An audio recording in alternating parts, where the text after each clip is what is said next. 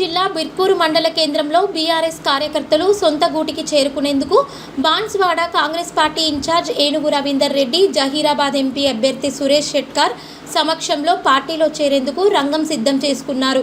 ఈ సందర్భంగా శనివారం అబ్దుల్ అహ్మద్ మాట్లాడుతూ ముఖ్యమంత్రి రేవంత్ రెడ్డి ప్రజాపాలనకు ఆకర్షితులై కాంగ్రెస్ పార్టీలో సుమారు 500 మందితో త్వరలో చేరుతున్నట్లు తెలిపారు. వివిధ హోదాలలో పనిచేస్తున్న మేము జాతీయ మన రాష్ట్ర జిల్లా మన మండల గ్రామీణ స్థాయిల పదవులలో ఉన్నటువంటి మేము గతంలో కాంగ్రెస్ పార్టీ నుంచి టీఆర్ఎస్ పార్టీకి రావడం జరిగింది.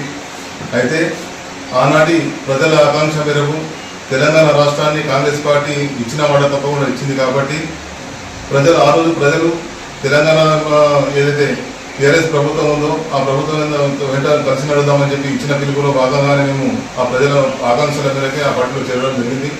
మరి అదేవిధంగా ఏదైతే తెలంగాణ కాంగ్రెస్ పార్టీ ఈరోజు 6 హామీలు ఏదైతే ఇచ్చిందో ఆ ఇచ్చిన 6 హామీలలో ఇచ్చినటువంటి 5 హామీలు ఖచ్చితంగా నెరవేర్చింది.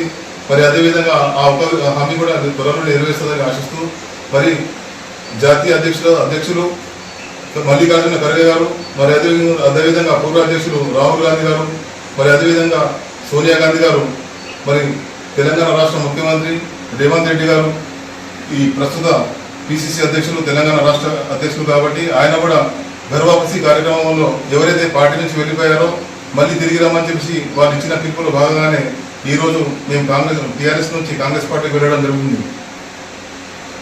ఓకే.